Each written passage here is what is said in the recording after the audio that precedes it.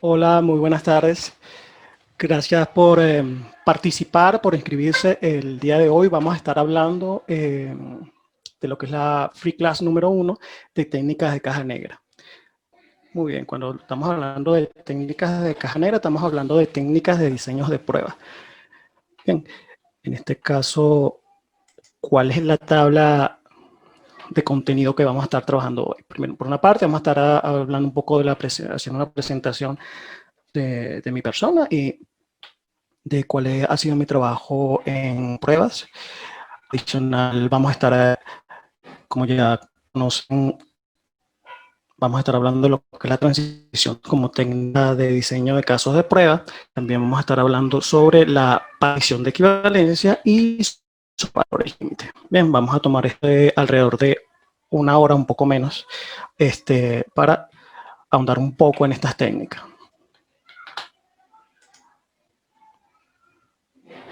Vale. En lo que respecta a la presentación, mi nombre es Alexis Herrera. Para los que no me conocen, yo soy un entusiasta del testing. Me gusta probar sistemas basados en software. Me gusta estar aprendiendo y investigando todos los días qué hay de nuevo para probar, qué forma de nueva hay de sistemas que nos permitan facilitar el día a día. Y de esa forma ir aportando también a las comunidades. Fíjense esto. Esto es según el glosario de ICTQB. Las técnicas de caja negra es un procedimiento para la obtención y o selección de casos de pruebas en base al análisis de la especificación, tanto funcional como no funcional, de un componente o sistema sin referencia a su estructura interna. Esta es la definición que nos da ISTQB en lo que respecta a técnicas de caja negra. Fíjense que lo base de las técnicas caja negra es que no conocemos la estructura interna o el código con el que está hecha la funcionalidad. Por eso también se llama técnicas basadas en la especificación, porque solo nos basamos en las especificaciones, en el documento funcional, en la historia de usuario para poder hacer los casos de prueba. ¿Cuál es la idea de estas técnicas? Es probar lo menos posible, pero probar tanto como sea necesario. Otro punto importante, como yo les había mencionado, es que no se tiene acceso al código. Para esta técnica no tenemos acceso al código del sistema. Las principales técnicas esbozadas en ISTQB en lo que respecta a las técnicas de caja negra son partición de equivalencia, análisis de valores límite, transición de estado, tablas de decisión y pruebas o casos de pruebas basados en casos de uso. Bien, el día de hoy solo estaremos buscando de abarcar tres en lo más básico posible, de manera tal que puedan llevarse una buena idea en base a unos ejemplos que les voy a estar explicando de las tres técnicas que ya les había comentado: partición de equivalencia, análisis de valores límite y la transición de estado. Bien, vayamos de estas tres, vayamos con la más sencilla. Bien, con la transición de estado. En lo que respecta a la transición de estado, los dos elementos principales de lo que es la transición de estado son los estados per se y las posibles transiciones que hay entre esos estados. Bien, desde un estado puede surgir varias transiciones en función del evento que desencadena el cambio de estado, teniendo en cuenta que la transición proviene del mismo estado, no del mismo evento, salvo que existan algunas condiciones que se apliquen al evento. Para la actividad de hoy estaremos tomando un ejemplo bastante básico, pero que nos va a dar luces de cómo se aplica la técnica de transición de estado. En este caso vamos a estar viendo un flujo de defectos más atómico posible y lo más pequeño, de manera tal que nos permita avanzar en la clase. Fíjense que para esta actividad del día de hoy tomé un flujo básico de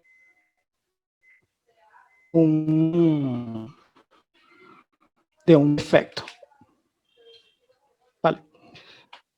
Si tienen alguna duda o algún comentario que hacer, lo pueden hacer por el chat de Zoom. Fíjense, este flujo básico. Por una parte, cuando creamos el nuevo defecto o el nuevo box, lo tenemos en estado inicial, que sería nuevo. De nuevo debería pasar a corregido y luego pasar a cerrado. Ese, digamos, sería el happy path de este flujo. Bien, pero también tenemos un flujo alterno donde podríamos pasar de nuevo a devuelto porque no era correcto el defecto que cargamos y lo pasamos a cerrado, tomando en consideración que la devolución de ese defecto era correcta, que el defecto no debió ser cargado. Pasa a cerrado.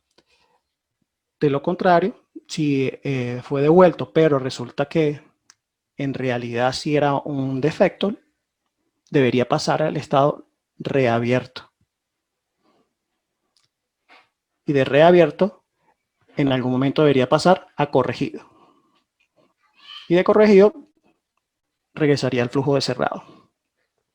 Bien, si se fijan, este es un flujo bastante pequeño de lo que por lo general manejamos de los defectos, pero nos sirve para la actividad del día de hoy y ver cómo es la transición entre estos diferentes estados. Muy bien, lo primero que debemos hacer para generar casos de prueba a partir de transición de estados es generar un árbol de transición de estados. Bien, construimos un árbol con los diferentes estados por los que puede pasar efectos.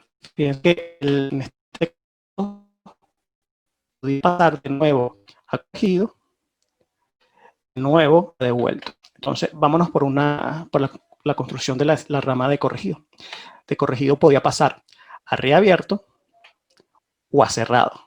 De reabierto podría pasar a corregido, porque se conseguía la corrección per se, y luego a cerrado. Fíjense que cerrado serían los estados finales de este flujo de transición de estado. Ya cubrimos todas las posibles ramas, todas las posibles rutas que son a partir de corregido. Entonces vamos a buscar las ramas que serían por el lado de devuelto. Entonces podría pasar de un estado nuevo a devuelto. De devuelto podríamos reabrirlo. De reabierto podría pasar a corregido y de corregido a cerrado.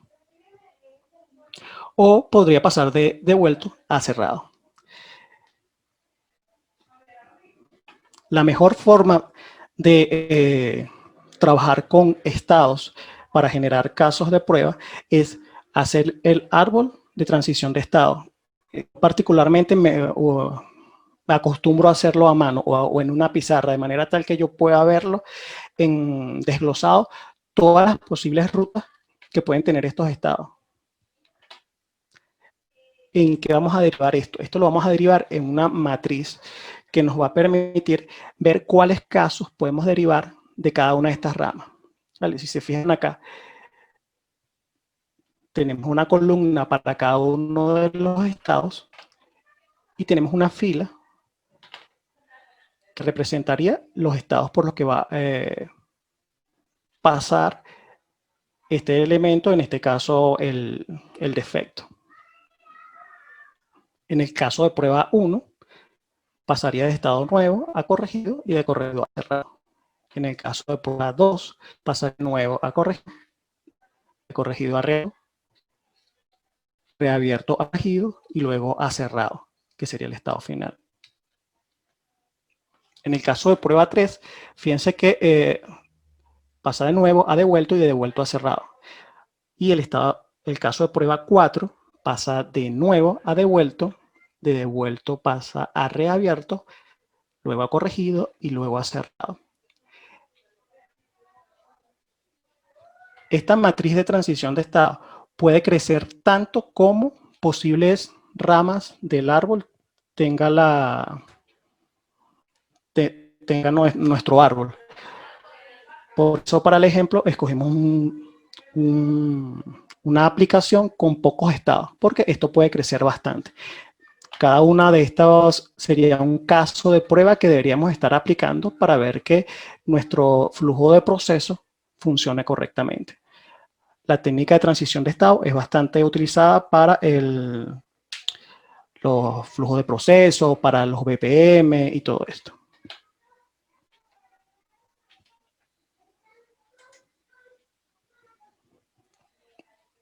Muy bien, ¿alguna pregunta hasta ahora?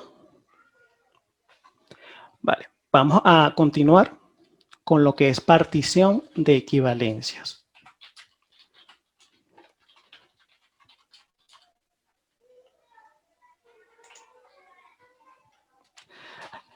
La partición de clases de equivalencia es lo que la mayoría de los probadores hacen de forma intuitiva. Esto es lo que hacemos por lo general en el día a día, que dividimos los casos mediante las entradas y salidas que debería tener y los dividimos en clases. Esta técnica se utiliza cuando queremos probar campos en pantalla y parámetros de entrada y procedimiento. Entonces, para esta técnica tenemos varias reglas. Por una parte, todos los valores para los cuales se espera que el programa tenga un comportamiento común se agrupan en una clase de equivalencia. Porque si tienen un comportamiento común dentro del sistema, entonces no vamos a necesitar probarlos todos. Las clases de equivalencia no pueden superponerse y no pueden presentar ningún salto o discontinuidad. Eso lo vamos a ver ahorita en el ejemplo que vamos a hacer, porque cada clase de equivalencia debería tener los valores definidos que podría tener, y por eso ninguna de ellas debería solaparse la una con la otra. Las clases de equivalencia pueden consistir en un rango de valores. Por ejemplo, de 0 a 100, de 1 a 1 millón. Entonces, como estábamos hablando, es necesario que tengan un comportamiento común. La otra regla es que no pueden superponerse. Y fíjense aquí tenemos un rango de ejemplos donde en este rango debe ir de 0 a 100, donde el 0 y el 100 están incluidos. Es muy importante fijarnos en los símbolos de manera tal que podamos establecer los valores que pueden pertenecer a cada clase de equivalencia. Ya lo vamos a ver. Recordemos los pasos que debemos tener en el caso de las clases de equivalencia, los pasos básicos. Primero, identificamos la variable. ¿Qué variables vamos a estar utilizando para hacer nuestros casos? En este caso vamos a estar trabajando con la X. Segundo, identificamos los valores permitidos y no permitidos para este campo. Acuérdense que estamos hablando de partición de equivalencia enfocados a un campo.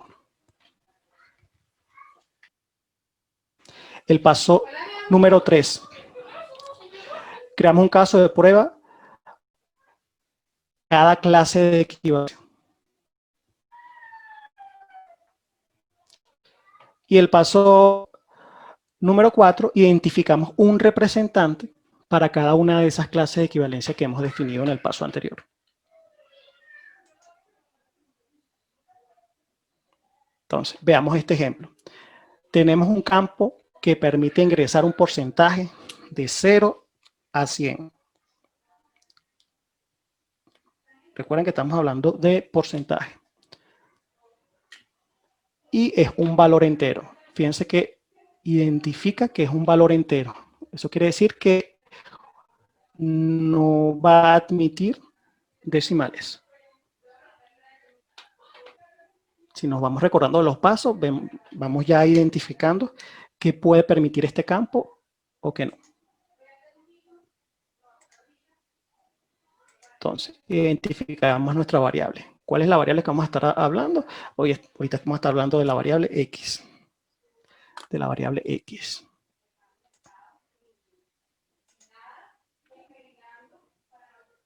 Entonces, identificamos los valores permitidos y los no permitidos para agruparlos en clases de equivalencia. Bien, cuando hablamos de clases de equivalencia, yo busco definir, yo la dibujo en una línea de manera tal que pueda yo visualizar el rango de números que va a poder admitir este campo. Bien, en el centro vamos a estar colocando los valores válidos y fuera de los rangos vamos a estar colocando los no válidos. Fíjense que habíamos hablado que para este ejemplo íbamos a hablar de 0 menor o igual que x, x menor o igual que 100. Es decir, esto va a ir de 0 hasta 100. Donde los valores no válidos son los mayores a 100. Y los valores, esos son los valores no válidos sobre el límite, que en este caso era 100. Y los valores no válidos por debajo del rango, en este caso que era 0, son los valores menores que 0, donde x sea menor que 0. Fíjense que el 0 y el 100, recordémoslo, están incluidos dentro de los valores válidos por tener el símbolo igual. Para los que están estudiando ISTQB es importantísimo que estén atentos a los operadores. Los operadores porque pueden hacer que una respuesta quede fallida. ¿Vale?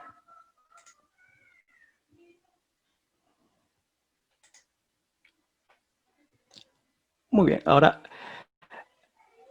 vamos a crear un caso de prueba para cada clase. La partición del rango de valores de clases de equivalencia a partir de las especificaciones. Fíjense este detalle importante sobre las clases de equivalencia. La partición del rango de valores de una clase de equivalencia a partir de las especificaciones cubre los requisitos funcionales. El requisito funcional de este ejemplo que estamos viendo es que el campo debe cubrir entre 0 y 100. Ese es nuestro requisito funcional, y que es un valor entero. La asignación de prioridades a la clase de equivalencia puede ser utilizada para la asignación de prioridades en caso de prueba. Los valores de entrada utilizados con poca frecuencia pueden ser utilizados en ser probados. Vale, continuemos acá con el paso número 3. Creamos un caso de prueba para cada clase de equivalencia. El paso 4, identificamos un representante a cada clase de equivalencia. Entonces, ¿qué es lo que vamos a hacer acá? Identificamos las clases y creamos un caso de prueba para cada una de ellas. Entonces, en este caso, fíjense lo siguiente. Para la clase donde sean x menor que 0, lo cual es una clase no válida, escogemos un representante. En este caso podríamos utilizar el -5, lo cual es un valor que se ajusta a esa clase. Hacemos un segundo caso de prueba. En este caso es la partición de equivalencia donde están los valores válidos, es decir, los que van entre 0 y 100, incluido el 0 y el 100. Podríamos utilizar el valor 50, lo cual es un representante. En el caso del 3, el caso de prueba 3, es nuestra clase no válida de valores que están sobre 100. En este caso, escogemos un representante con un valor de 110.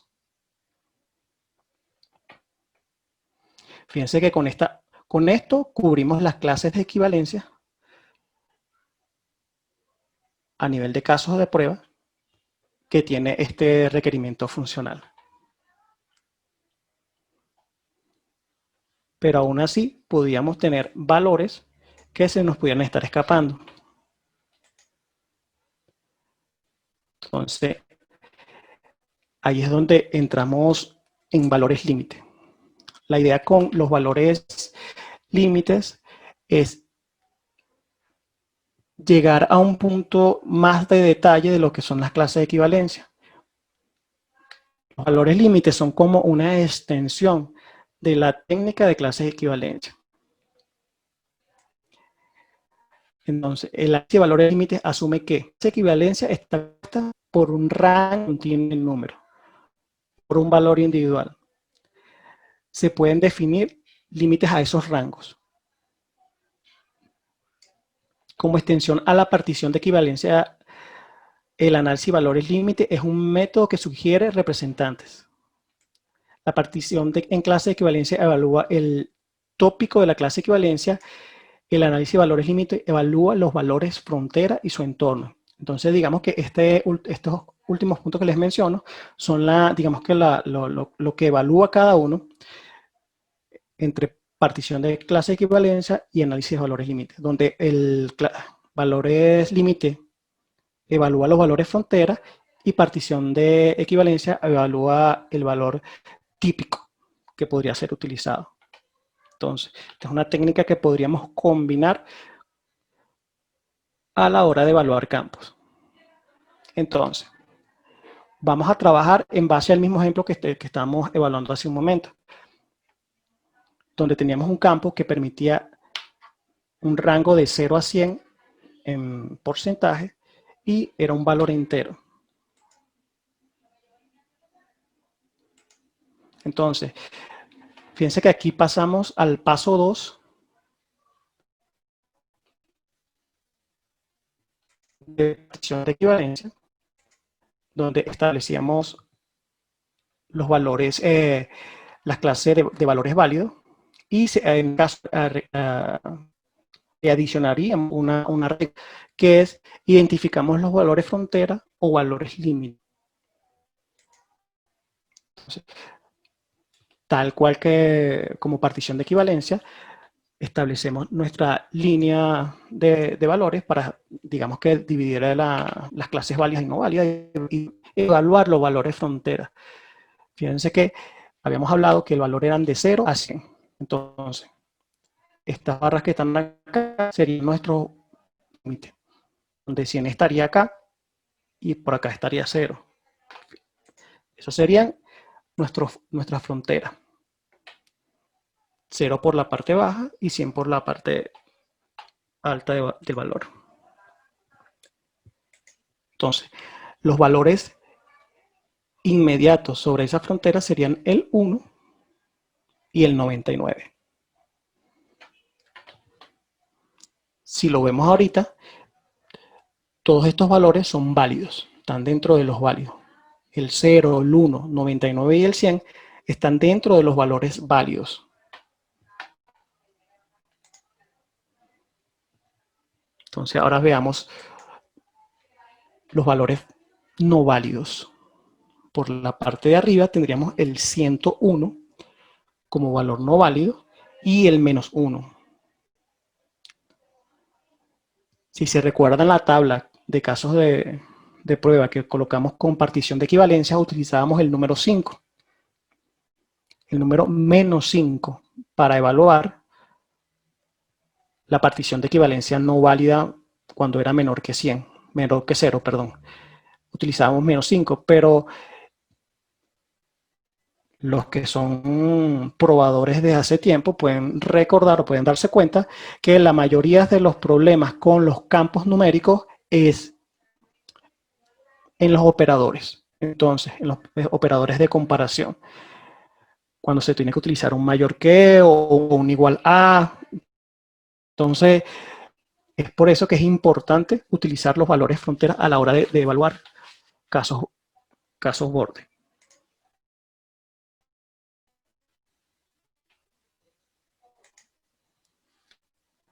Entonces, pasamos al paso número 3.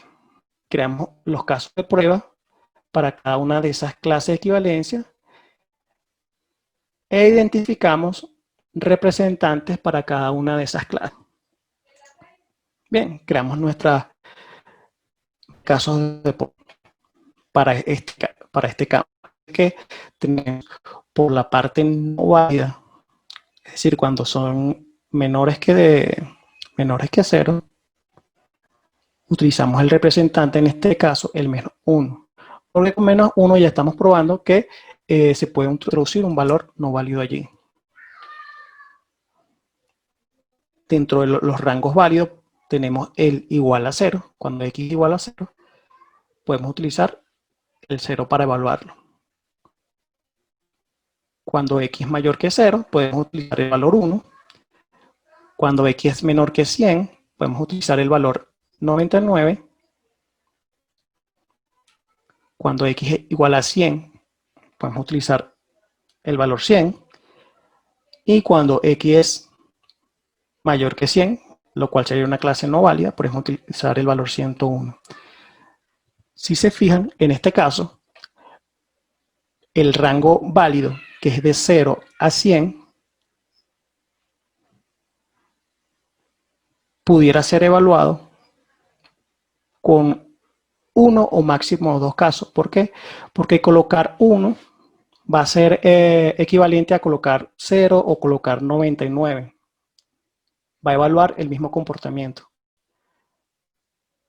Entonces, en este caso, podríamos omitir los casos 3 y 4,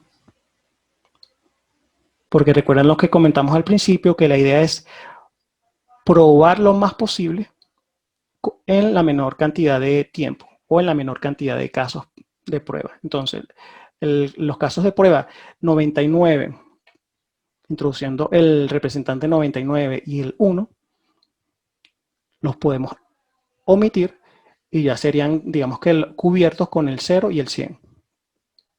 Y ya con eso evaluamos en eso el campo.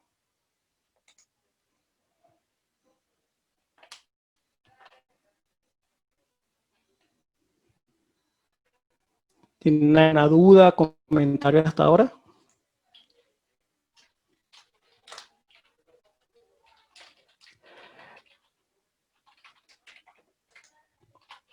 Con estos 3 ejemplos base, les he podido explicar lo que era la transición, la técnica de diseño de casos de prueba, transición de estado, la partición de equivalencia y la técnica de valores límite. La idea con esta sesión es que ustedes puedan obtener información que les permita ahondar en el área de pruebas, de software, y puedan seguir creciendo. Algunos de los que pudieran estar en la sesión ya han visto, digamos que avanzado en lo que es la carrera de prueba, y esto podría llegar a nutrir sus actividades. En la próxima actividad les estaré hablando sobre algunas de las otras técnicas de casos de prueba. Si quieren, pueden dejarme en los comentarios las técnicas que quisieran estar utilizando, que pudiéramos estar ahondando, y me dejan sus dudas, las cuales pudiéramos estar resolviendo. Muchísimas gracias por la información, Gian Andrés. Gracias por el aporte. Vale. Igual estén atentos, si no tienen más dudas hasta ahora, les voy a disculpar leyendo por aquí. Rosa escribe muchas gracias, yo también soy nueva. Ok. Sí. Sí, como les indiqué, estén atentos a mi canal. Voy a seguir compartiendo de este tipo de clases, digamos que dándole una vista sencilla al testing, porque la idea es adentrarnos más cada día al mundo de las pruebas.